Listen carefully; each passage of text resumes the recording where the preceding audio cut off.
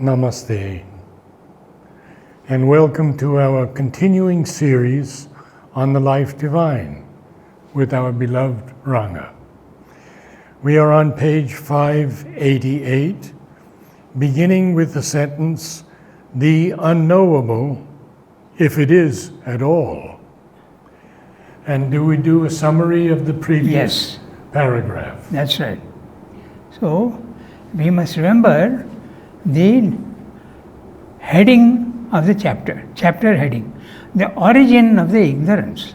Is trying to find out how far the ignorance is going upwards, inwards and down. Down he has already decided that it is going definitely downwards is more ignorance. So that is not necessary to consider. But inside and outside, and he is considering all the different theories that are there based on spiritual experience. So, before we read this para today, the unknowable, we will see what he has said in the previous para. So, that is like this. He is considering various theories and either rejecting or accepting. Okay, so this para, the earlier one, Sri Aurobindo rejects three more theories as unacceptable. Which are they? We have eliminated Mayavada as a solution to the problem of ignorance, entering knowledge of the Brahman. Okay? So that Sri Aurobindo says we don't accept because everything is the Brahman. So that cannot be the cause of ignorance. So now we also eliminate the dualistic philosophy which asserts that the Jivatman and the Supreme are eternally separate.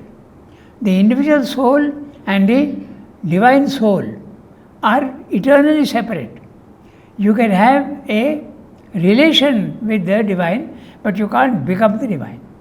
This also contradicts Advaita, because you can become divine in essence. Okay? So that also is rejected. So, now we also reject the dualistic philosophy which asserts that the Jivatman and the Supreme are eternally separate. Union is not possible, but relations may exist. Jivatman is ever in ignorance and the Supreme is ever in knowledge. This Sri Aurobindo does not accept. Dualism is rejected because it contradicts the spiritual experience of complete union. You can become the divine, you can enter into the divine and become the divine. So this is very clearly the belief of the West. Yes. The belief of the West also is that it's a blasphemy to think that you can become the divine. Or the divine is all pure and man is a born sinner. Yes. Whereas in the Indian idea, you are not a sinner. You are pure Atman, but you have covered yourself up in many layers of impurities.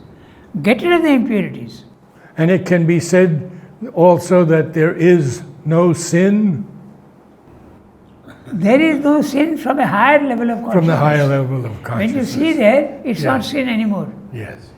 It is just an error or a mistake, if you want. You can't say that a mistake or an error or a short-sightedness is a sin. You can't say that. Okay, so dualism is rejected because it contradicts the spiritual experience of complete union. Dualism may be valid as an experience, but it has no right to assert its experience as the only truth. There is a truth to it, but that's not the only truth. Rather, we may accept the view of Vishishta Advaita, which says that union in difference is possible. You can become the one, you can also have relations with the one. Both are possible. Vishishta Advaita is called Bheda Bheda, difference and non-difference. Okay, so this is a principle that is seen pervasively in the cosmos. Individual variations, but similarities within a species. One example, unity and diversity. You can see it in every species. So that's it. But similarities within a species, unity and multiplicity. although acceptable as a fact, the theory only states the fact but explains nothing. How has ignorance come? How can difference exist in unity? You are stating a fact, but how can you say that there is difference in unity? You have to explain how it is possible. Okay? So, a third view which we will reject is the idea that beyond the manifested universe there is an unknowable and the process of Maya dividing the one into the many. So there is an unknowable and there is Maya which divides the one into the many. This is a theory, okay, which Srimad is going to reject. May have begun in the unknowable itself, if the problem is insoluble and ineffable too. So the problem is insoluble and ineffable too in this theory. What is this theory? That there is an unknowable and there is a Maya which creates out of the one the many. And when out of the one the many come, knowledge becomes ignorance. The many is seeing the many only is the definition of ignorance. You are not seeing the unity of things. Okay? So the problem is insoluble if this theory you accept. It's like that, you can't do anything about it. Okay? So the problem is insoluble and ineffable too. But this is tantamount to admitting ignorance of the process of Maya. You are saying that Maya is inexplicable. You are accepting that. Okay? You can't say, there's some logic to it, you can't say that flower, why is it blue? It would have been red. It's like that. So you accept it as it is. Don't question it. That's its nature. So ignorance is, that's how it is. Okay? It's true that you can't find out the reason for it, but it doesn't matter. You accept the fact. So this is the theory. But this is tantamount to admitting ignorance as the process of Maya. It is the admission of human ignorance itself. But Srimad won't accept that.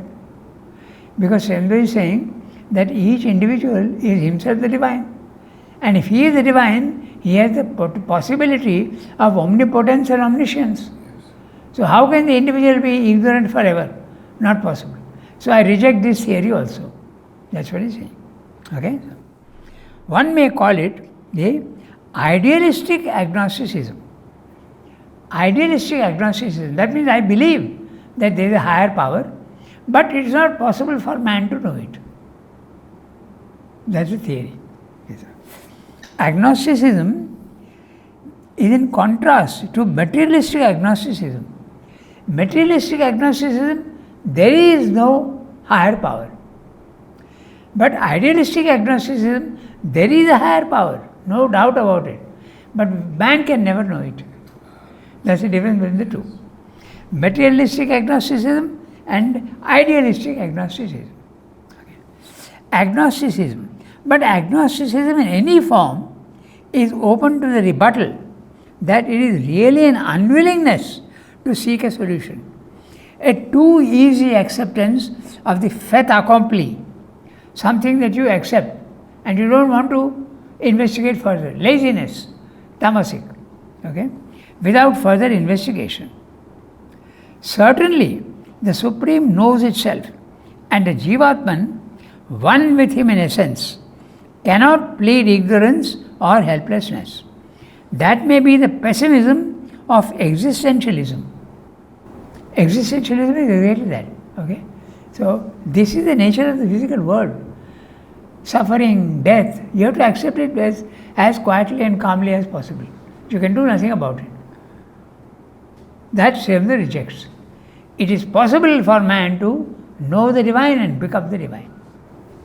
Okay, that's what he said in the previous one. He has spoken about an unknowable, so now we pick up from the unknowable. The unknowable, if it is at all, he is already showing a doubt. Okay. The unknowable, if it is at all, may be a supreme state of Satchidananda beyond our highest conceptions of existence, consciousness and bliss. That is what was evidently meant by the asat, the non-existence of the Taittiriya Upanishad, which alone was in the beginning and out of which the existent was born, and possibly too it may be the inmost sense of the nirvana of the Buddha. So when you say unknowable, you can think of it as something indescribable. It is a reality, but you can't describe it in any way. Maybe that's what is meant, is what they are saying. Okay, so. For the dissolution of our present state by nirvana may be a reaching to some higher state beyond all notion or experience of self even, an ineffable release from our sense of existence. That's all you can say. Nirvana may be that. Nirvana may be a total going beyond what normally you understand of things. Okay? Beyond all notion or experience of self. Even an ineffable release from our sense of existence. Or it may be the Upanishad's absolute and unconditioned bliss, which is beyond expression and beyond understanding by the mind, because it surpasses all that we can conceive of or describe as consciousness and existence. Very clear. When you say unknowable, what probably you mean is that it is not possible to describe it. It has no features. But he does say in other works, the unknowable can become the known. That is Srim's theory. Yes. He is examining other theories. The other theories. To say that yes, that's the nature of the thing. That Sri does not accept. Okay, so. Or it may be, that's why he's saying, maybe you mean this, maybe you mean this. That's what he's looking at. Okay, so. Or it may be, see, note the language carefully, okay? So, I'll show you. Yeah. The very first sentence. The unknowable, if it is at all, may be a supreme state of Satchidananda. Okay? So he's saying, do you mean that? That's the implication. Then again he says, of which the existence was possible, and possibly too, it may be the inmost sense of nirvana. So he's suggesting, do you mean this? Do you mean this? Okay? So that's language is like that.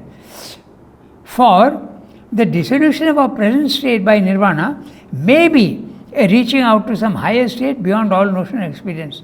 Okay, that also is possible. Fourth aim, or it may be the Upanishad's absolute and unconditioned bliss, which is beyond expression and beyond understanding, because it surpasses all that we can conceive of or describe as consciousness and existence. If you mean this, then it is at least something. It's an idealistic agnosticism. Okay? This is the sense in which we have already accepted it. So, by the human mind, you cannot know that. In that sense, it is unknowable. But consciousness can know it. Your mind cannot know it, but consciousness can know it. So, we accept it if you mean this. Okay? That's what he's saying. So, this is the sense in which we have already accepted it. For the acceptation commits us only to a refusal to put a limit on the ascension of the infinite. So, until today, you have not been able to say. But maybe in the future, we should be able to say. It depends on how far we are going. Okay, so. Or, if it is not this, if it is something quite different from existence, even from an unconditioned existence, it must be the absolute non-being of the nihilistic thinker. The absolute non-being of the nihilistic thinker, you can say in this sense that when the soul experiences the self, it is a state which you can't describe. But it's a state which the soul is experiencing. But the absolute, if the soul has disappeared, okay, and there's no one to explain it in any way, at least in the self you are saying, I can say that what I have experienced is inexplicable. is featureless. But that also is not possible in the absolute nihilistic thinker. Everything vanishes. So therefore there would be no future birth? Pardon? Would there be no future birth? No, that they don't want that. Exactly. Taking future birth is a nuisance, according to them. Exactly. Why are you going to accept suffering and death? Not necessary. Because the idea of evolution was not yet there. But now Srivendra says, death will be conquered in the next stage of evolution. So you can take birth. It's not a nuisance anymore. Rather, it will be a magnificent thing, because when you are seeing only the unity, it's wonderful, I accept. But what about something even richer? What about seeing the unity, but also what unity is capable of? Multiplicity. Why not both? Why not variety? Why do you want only one dish for your dinner? Why not have several items? So like that. That's a Srivendra also calls it richer experience. Okay, so we read the next one. Okay. There's something here which has to be said. So, Srivendra makes a comparison in Life Divine elsewhere. What is the difference between the divine soul who has not come down into manifestation compared to a divine soul who has come down into manifestation and gone up there again? What's the difference? So he says that there is essentially no difference, but the one who has come down and gone up is richer in a certain sense. He has seen what the other one has not experienced. But you have experienced this and gone back there, you have that plus this. Yes, Aurobindo Basu gave a talk on one line of Savitri. A God come down and greater by the fall. Yeah, that's right.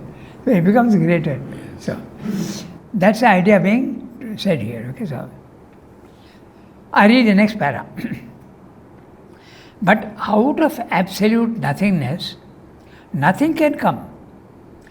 Not even anything merely apparent, not even an illusion.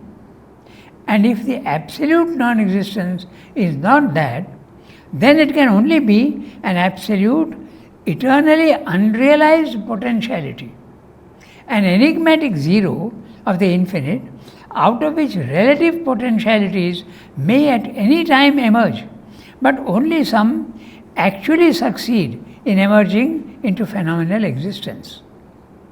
We'll read the whole para and come back to it. Out of this non-existence, anything may arise, and there is no possibility of saying what or why. It is for all practical purposes a seed of absolute chaos, out of which by some happy or rather unhappy accident there has emerged the order of a universe. Or we may say that there is no real order of the universe. What we take for such is a persistent habit of the senses and the life and figment of the mind, and it is useless to seek for an ultimate reason of things. Srivendra is not saying this, he is saying that it could be said like that. Out of an absolute chaos, all paradox and absurdity can be born, and the world is such a paradox, a mysterious sum of contraries and puzzles, or it may be, in effect, as some have felt or thought, a huge error, a monstrous, infinite delirium. Of such a universe, not an absolute consciousness and knowledge, but an absolute inconscience and ignorance may be the source. Anything may be in such a cosmos. Everything may be born, everything may have been born out of nothing. A thinking mind may be only a disease of unthinking force or inconscient matter. Dominant order, which we suppose to be existence according to the truth of things, may be really the mechanical law of an eternal self-existence and not the self-evolution of a supreme, self-ruling, conscious will. perpetual existence may be the constant phenomenon of an eternal nihil. Perpetual existence may be the constant phenomenon. All opinions about the origins of things become of an equal force, since all are equally valid or invalid. For all become equally possible where there is no sure starting point and no ascertainable goal of the revolutions of the becoming. All these opinions have been held by the human mind, and in all there has been profit, even if we regard them as errors. For errors are permitted to the mind because they open doors upon truth. Negatively, by destroying opposite errors; positively, by preparing an element in the new constructive hypothesis. But pushed too far, this view of things leads to the negation of the whole aim of philosophy, which seeks for knowledge and not for chaos, and which cannot fulfill itself if the last word of knowledge is the unknowable. But only if it is something, to use the words of the Upanishad, which, being known, all is known. The unknowable, not absolutely unknowable, but beyond mental knowledge, can only be a higher degree of the intensity of being of that something, a degree beyond the loftiest summit attainable by mental beings, and if it were known as it must be known to itself, that discovery would not destroy entirely what is given us by our supreme possible knowledge, but rather carry it to a higher fulfillment and larger truth of what it has already gained by self-vision and self-experience. It is then this something, an absolute, which can be so known that all truths can stand in it and by it and find there their reconciliation. That we must discover as our starting point and keep as our constant base of thinking and seeing, and by it find the solution of the problem. For what is that word? It is that It alone. is that alone that can carry in it a key to the paradoxes of the universe. So what he's saying in this long para is that if by the unknowable you mean that it is nothing, then we don't accept. But if you mean by this unknowable that it is something which cannot be understood by the mind and also it cannot be described, then I accept it. Which means that tomorrow I can know it. Today I may not know it, but tomorrow I can know it. So that I accept. So the unknowable, if you say it is nothing at all, I don't accept. But if it is something which you cannot describe, then I accept that. Because if it is something that is impossible to describe or understand, meaning, existence has no meaning. Existence has no meaning. It is something so negative that it can't be. So it is something that we cannot as yet understand, fine, no problem. But he speaks of all these different theories as having possibly something. Yes, and that's what he's saying, that all these theories have been given. Even the idea, I think some Western philosopher, when he had the experience of the self, okay, English philosopher, I think. So they feel that it's inexplicable and there is nothing in it. So he says it is a delirium. Compared to the self, the wonderful calm peace of the self, the world is the opposite. So you can by mentally say that the world is a disease.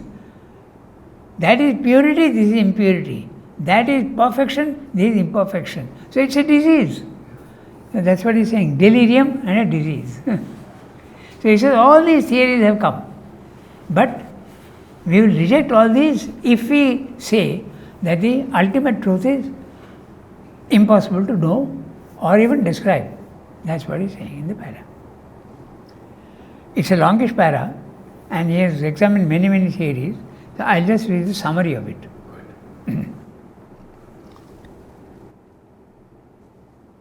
Yeah. Out of nothingness,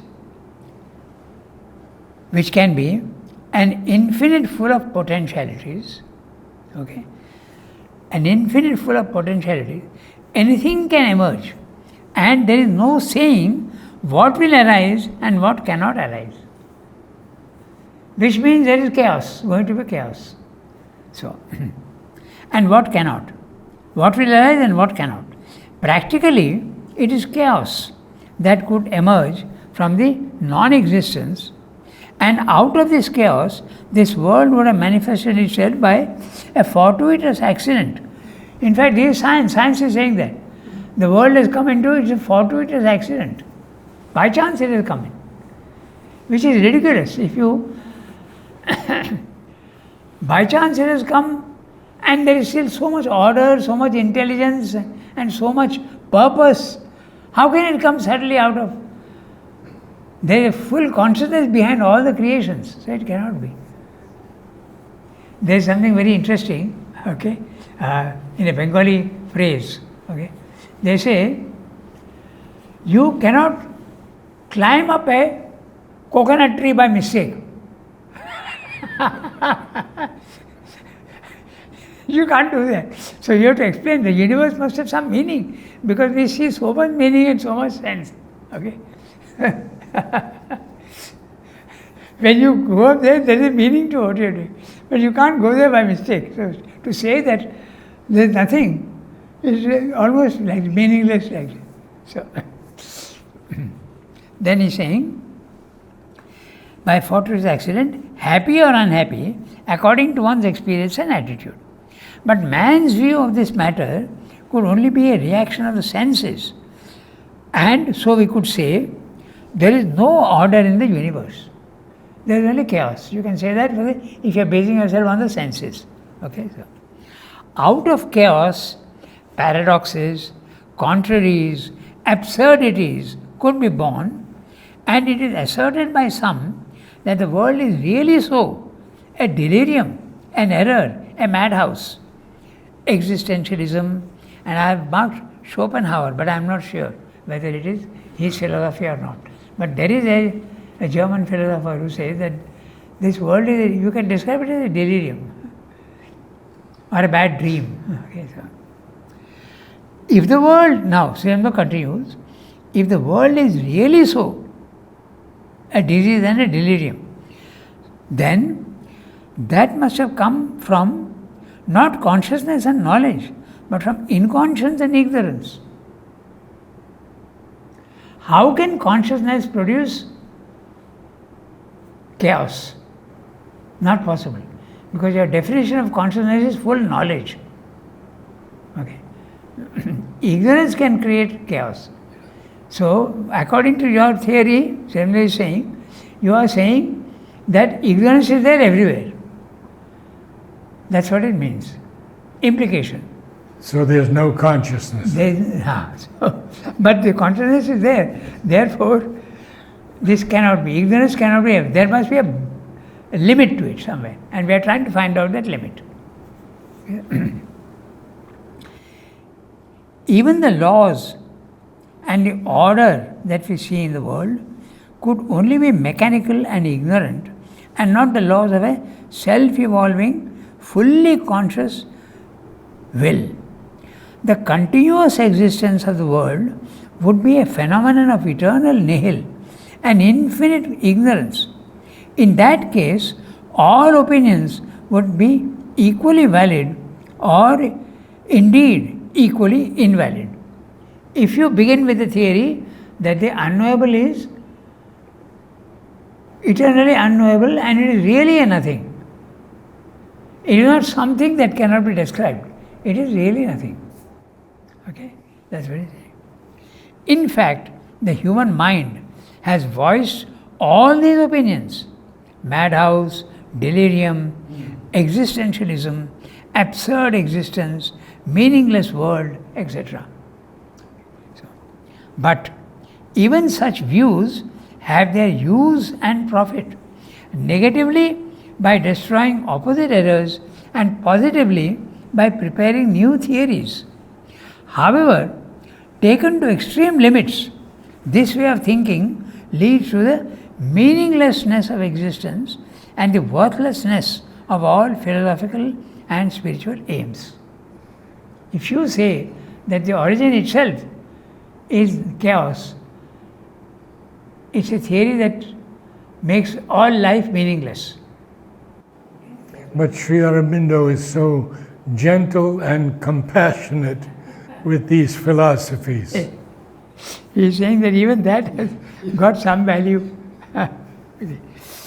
Spiritual philosophy seeks for truth, not chaos. And this unknowable must be something that, in the Upanishadic words, being known, all is known. If you know that unknowable, then everything will be known. In that sense, if you take it in the Upanishadic sense, that I accept. But not negatively. The unknowable is not something negative, it is something positive. You may not know it, but it is positive. Okay, so the unknowable must be then not unknowable, but unknowable to mortal mind. It is knowable to consciousness. Okay, so finally, there ought to be not an unknowable, but a something that explains all the mysteries and paradoxes of the universe. It is this something that we must discover and make it the basis of all our thinking and seeking for the solutions to the paradoxes of the world. That's what he said in the paradox.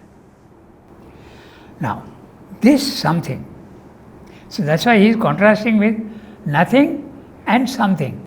And he capitalized something all along. Yes, that's right.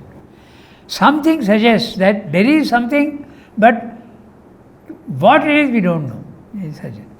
This something is, as Vedanta insists, and as we have throughout insisted, in its manifest nature, Satchidananda. Now he is making a very clear statement. This something that you are talking about is actually Satchidananda. Sat, Chit, Shakti, Ananda. A trinity of absolute existence, consciousness and bliss. It is from this primal truth that we must start in approaching the problem. What's the problem? Where is ignorance coming from and where is it ending? That's the problem. And it is evident then that the solution must be found in an action of consciousness, manifesting itself as knowledge, and yet limiting that knowledge in such a way as to create the phenomenon of the ignorance. And since the ignorance is a phenomenon of the dynamic action of force of consciousness, not an essential fact but a creation, a consequence of that action, it is this force aspect of consciousness that it will be fruitful to consider. So now let's look at the force aspect of consciousness. That's what he's saying. Absolute consciousness is in its nature absolute power.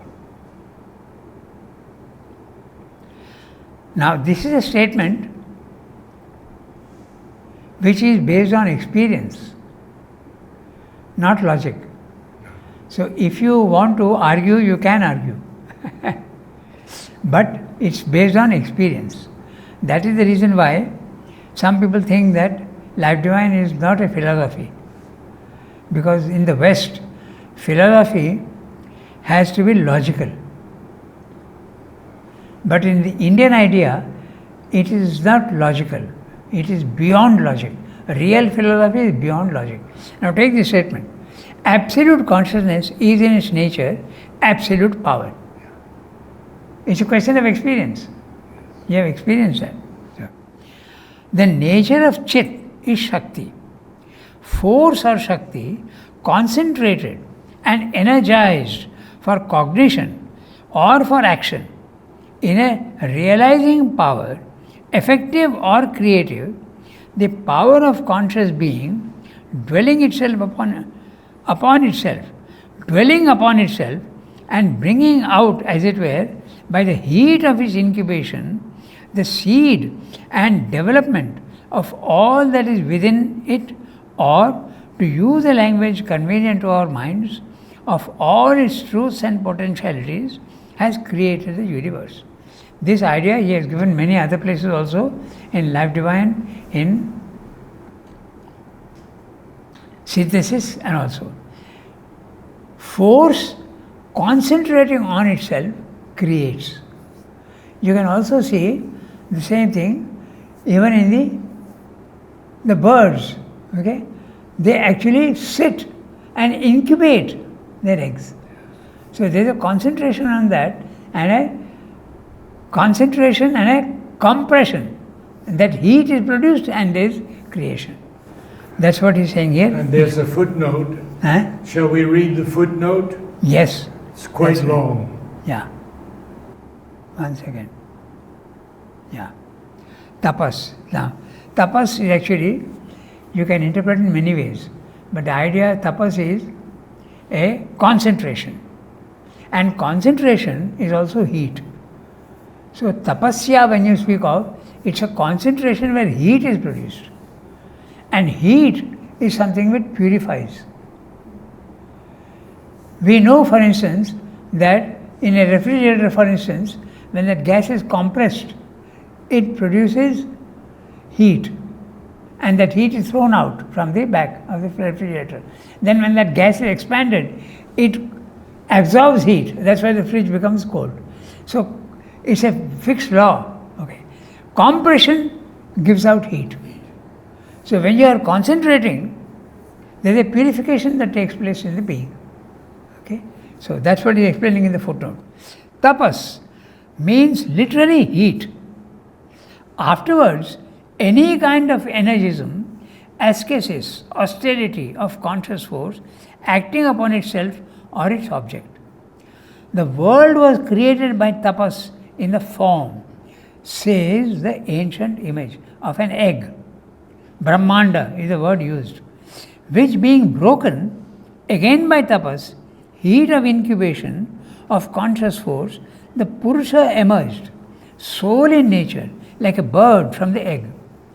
It may be observed that the usual translation of the word tapasya in English books, penance, is quite misleading. The idea of penance entered rarely into the austerities practiced by Indian ascetics. Okay. Penance means some sort of very painful concentration. But there is no painful concentration, it is just a concentration. Okay. There many ideas are there. Okay. You stand in one leg, okay, or you don't eat for many days, all these sort of things. These are penance. But tapasya is just a concentration, producing heat. And he has given the example of the bird. Okay. It's a bird sitting and incubating the eggs that produces the chick that comes out from it. Creation. Nor was mortification of the body the essence even of the most severe and self-afflicting austerities. The aim was rather an overpassing of the hold of the bodily nature on the consciousness, or else a supernormal energizing of the consciousness and will to gain some spiritual or other object. It's a wrong idea that if you suffer, the idea is there in Christianity also. If you suffer, then you will gain. Okay? By suffering, you can get something. But that's not a very correct idea. Suffering is a byproduct. Suffering is not something essential. You don't need to suffer to get the divine consciousness. Suffering may come, but that's a side effect. It's a consequence. In the West, penance was something one had to do to correct sins, errors. Not pleasant. That was the idea, that it is my body and vital that is creating all these things. So I will discourage them. And the discouraging is to making it suffer. I'll punish the body and life. That was the idea. But it's a wrong idea. It's definitely not to be done. You have to purify it and not punish it. It's there very much in Christianity also, and the Indian ascetic concept is also there. So that's what is meant. Okay, so. Nor was mortification of the body the essence even of the most severe and self-afflicting of austerity. The aim was rather an overpassing of the hold of the bodily nature on the consciousness. In other words, the body and the vital is not allowing the consciousness to fully flower. So I'll punish the body and life and reduce its influence on the consciousness. That is the whole idea, but it's the wrong idea. It's not the right idea. Okay, so or else go back to the paragraph. Yes, I'll go back to the paragraph. Absolute consciousness is in its nature absolute power. We were there. Yes. Yeah. The nature of Chit is Shakti. Force or Shakti concentrated and energized for cognition, for knowledge or for action in a realizing power, effective or creative, the power of conscious being dwelling upon itself and bringing out, as it were, by the heat of its incubation. There you are. Okay? Yes. The seed and development of all that is within it, or, to use a language convenient to our minds, of all its truths and potentialities, has created the universe. If we examine our own consciousness, we shall see that this power of its energy, applying itself to its object, is really the most positive dynamic force it has. By that it arrives at all its knowledge and its action and its creation, concentration. But for us, there are two objects on which the dynamism within can act: ourselves and the internal world, and others, whether creatures or things, the external world around us. So we can use this force within ourselves or even outside. Okay? To Satchidananda, this distinction with its effective and operative consequences does not apply in the same way as for us, because all is himself and within himself, and there is no such division as we make by the limitations of our mind. Secondly, in us, only a part of the force of our being is identified with the voluntary action, with our will engaged in mental or other activity. The rest is, to our surface mental awareness, involuntary in its action, or subconscious and superconscious. And from this division also, a great number of important practical consequences emerge. But in Satchidananda, this division too and its consequences do not apply, since all is his one indivisible self, and all action and result are movements of his one indivisible will, his consciousness force in dynamic operation. Tapas is the nature of action of his consciousness as of ours, but it is the integral tapas of an integral consciousness in an indivisible existence. You want to do the summary? Oh. The summary of that paragraph? The summary. Yeah, let's do that.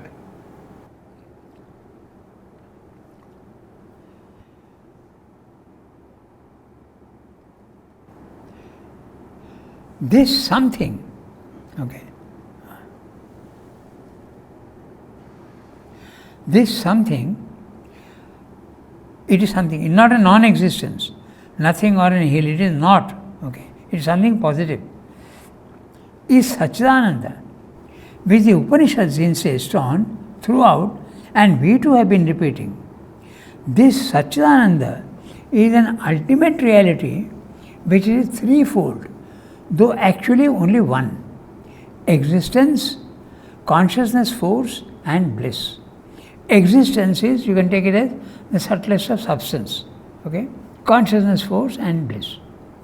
Our examination of the phenomenon of ignorance led us to consciousness And that in turn is now leading us to force, because manifestation is a product of consciousness deploying its force to create the world. Okay? We have been scrutinizing consciousness in all its aspects from chapter 5. Okay? That is page 428 to chapter 12. 586. We have been looking at the phenomenon of consciousness for 300 pages. Okay? We have then to look at force which creates the universe. But how does the force create the universe? It happens by tapas, concentration of its chit shakti to effectuate its own will. It is by concentration that things can become effective. Just like even concentrating in the sunlight, it gets tremendous power in this, creation is possible. But what is tapas? It is heat. Not be it noted penance, bodily torture, mortification, as is often interpreted. In fact, in India, the idea of subjecting the body to the pressure of mortification was not current in yogic practices. The idea was there, but it is not yogic practice. The image of the egg was used in the ancient Indian scriptures. Brahmanda. Anda is the egg, Brahmanda. The egg is hatched by heat and the bird, Purusha, emerges. It is a soul in nature. If we examine our own consciousness, we see that consciousness force applies itself in two ways inwardly on itself and outwardly on others. The world, animate and inanimate. But to Satchidananda, this double action does not apply, as there is nothing outside itself. It is the all, includes all, and there is nothing else exists beside it. There is another difference between the human consciousness and the Satchidananda. In our case, we see that voluntary action is only a small part of the total energy spent on the individual being, the rest being involuntary, subconscious and also superconscious. This fact has great consequences of practical importance in Satchidananda. There is only voluntary action. There is no involuntary action, since it is all integral, indivisible. The tapas, the consciousness, the shakti are all one individually. This point is a very interesting point.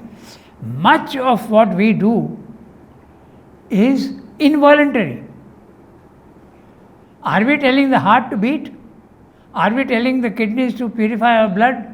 Involuntary. So in our case, much of it is involuntary. I have no control over it. I am ignorant of these processes. But in the divine consciousness, there is nothing involuntary. Everything is willed and created. That's a very important point we have to keep in mind. So you can see the ignorance coming into the picture. Okay, that's what is slowly coming to. Thank you, Ranga. We stop here today. Namaste all. Namaste. We will begin on Monday on page 592, beginning with the sentence, "But here a question may arise." And we are still in the chapter, The Origin of Ignorance.